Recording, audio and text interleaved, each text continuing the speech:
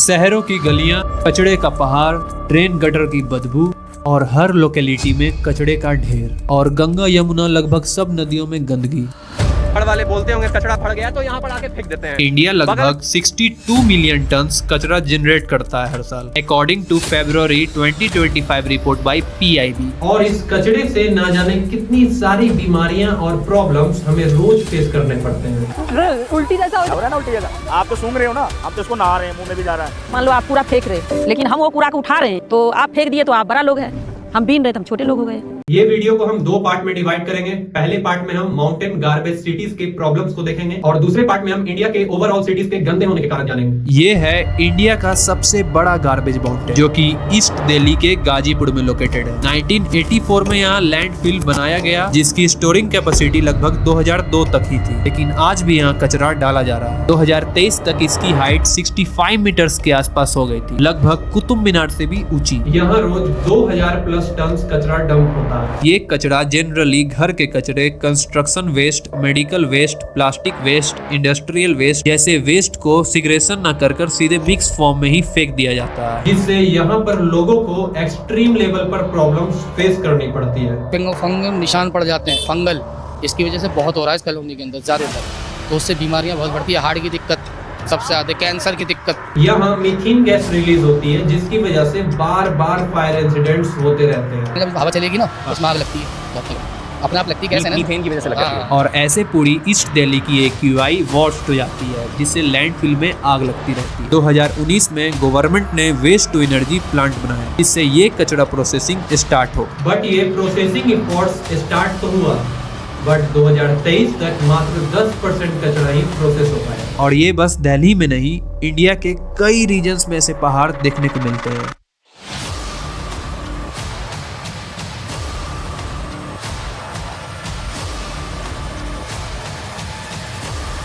ये सब रीजन में ऐसे कई प्रॉब्लम्स देखने को मिलते हैं, जैसे asthma, TB, cancer risk, methane fire, ground water full of chemical, accidents, animal की death due to plastic issues. और खासकर ये लैंडफिल स्लम एरिया के पास ही होते हैं, जहाँ पहले से गरीबी तो होती है और ऊपर से बीमारियां भी आ जाती है। और ये मच्छर है ना, मच्छर की वजह से मेरे को 10 दिन में एडमिट होना पड़ता है दवाखाने में, क्योंकि मच्छर काटता है, टाइफाइड मलेरिया हो जाता है मुझे हमेशा। अब हम इंडिया की लोकल सिटीज में इंटर करते हैं।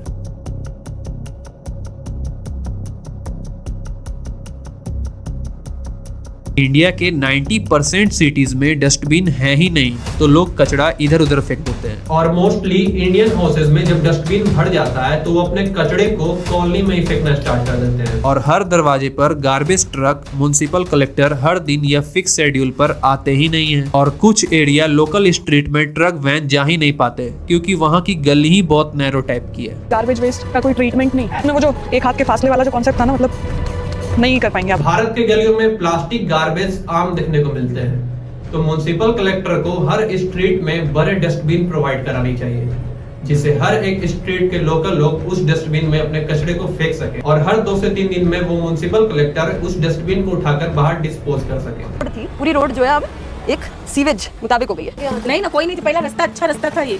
और सेकंड रीजन है सिगरेशन का ना होना। ऑर्गेनिक एंड वेट वेस्ट और प्लास्टिक ड्राई वेस्ट सब साथ मिक्स हो जाते हैं, और बायोडिग्रेडेबल वेस्ट मिक्स होने के बाद बदबू और गंदगी के सबसे बड़े रीजन्स बनते हैं। और तीसरा रीजन है बर्निंग ऑफ गार्बेज। प्लास्टिक और मिक्स्ड वेस्ट जो कि कॉलोनी के हर एक लोकल जगह पे गिराते हैं, उसे सुबह या रात में जलाया जाता है, जिससे AQI और टॉक्सिक गैसेस रिलीज होती हैं, जिससे अस्थमा, हेल्थ डिजीज जैसे बीमारियां इन्वाइट होती हैं। और चौथा सबसे बड़ा reason, block drains and gutter. Plastic, paper, leaves जैसे गार्बेज ड्रेन की एग्जिट ब्लॉक कर देते हैं, जिससे वेस्ट वाटर का फ्लो ब्लॉक हो जाता है और गंदे पानी रोड पर आने लगते हैं। और पांचवा, स्ट्रीट वेंडर्स। मंडीज, लोकल बाजार, स्ट्रीट फूड वेंडर्स जो अपना कचरे फैलाते हैं उसे ईमानदारी से वापस नहीं रखते, और ग्रेव स्पिल्स, पैकिंग, बचे हुए फूड वेस्ट, प्लास्टिक कप्स, ये सब चीजें रोड पर ही छोड़ देते हैं। और लास्ट, इंडिया के कई सिटीज में पब्लिक टॉयलेट बनाया गया है, लेकिन म्युनिसिपल कॉर्पोरेशन द्वारा वो रेगुलर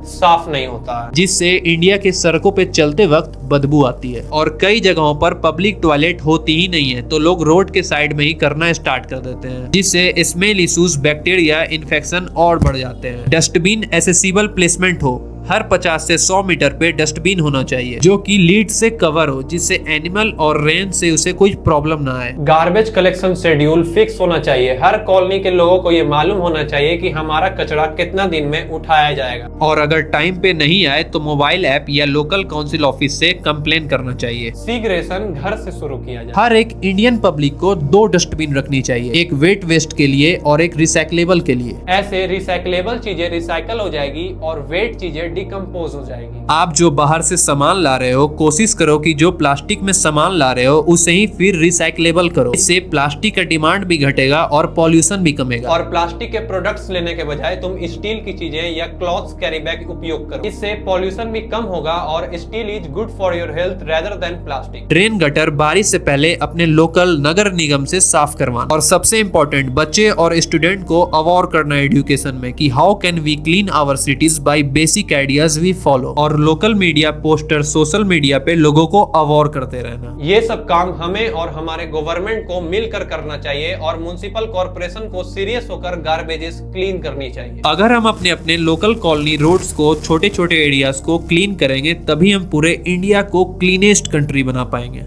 गाइस, ये है मेरे कॉलोनी का कचरा।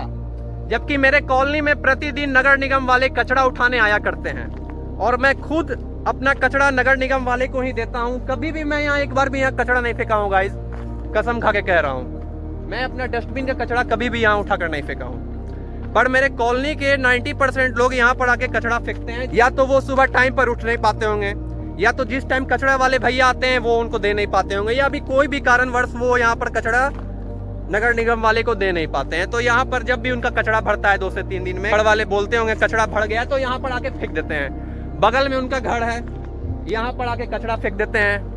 ऐसे फेंकते हैं जैसे उनका खरीदा हुआ जमीन हो। और यहाँ पर रहने वाले जानवर को भी कष्ट होता है, हमारी गौ माताएं को भी कष्ट होता है जो कि प्लास्टिक खाती हैं और उनसे होने वाली गंदे बीमारी आप जानते ही हैं। और यहाँ पर बहुत सारे मच्छर भी है गाइस, डेंगू, मलेरिया जैसे खतरनाक मच्छर जो कि आपको अभी दिन के समय दिख नहीं रहे होंगे। प्लीज इस वीडियो को ज्यादा से ज्यादा शेयर कीजिए और इस कचरे को कृपया कर मैं आप लोग से हाथ जोड़कर विनती करता हूँ कि यहाँ पर कचरा, अपने कॉलोनी में कचरा नहीं फैलाएं गाइस, क्योंकि ये कचरा हम ही को कष्ट देगा, किसी और को नहीं ये सहना पड़ेगा। हम ही अपने कॉलोनी में आते हैं, हमें ही ये सब सहना पड़ता है। और देखिए यहाँ पर रहने वाले जानवर को भी कितना कष्ट सहना पड़ता है गाइस। ये वही कचरा में जा रहा है और फिर ये वही कचरा से हमारे कॉलोनी में आएगा और वही बीमारियां फिर हमारे इन द फ्यूचर कोई बच्चे खेल रहे होंगे, इनमें सटेंगे तो फिर हम बोलेंगे हमारी जनरेशन्स में नई नई बीमारियां आ रही हैं। लेकिन बीमारियां तो आप खुद पैदा कर रहे हैं गाइस, ये किसी और की नहीं है। तो प्लीज गाइज अपने कचरे को नगर निगम के द्वारा ही डिकम्पोज करवाएं। और अगर आपके कॉलोनी में कचरे वाले नहीं आते हैं तो प्लीज आप अपने लोकल नगर निगम वाले को कंप्लेन करिए और ये कचरा उठवाइए। जय हिंद, जय भारत।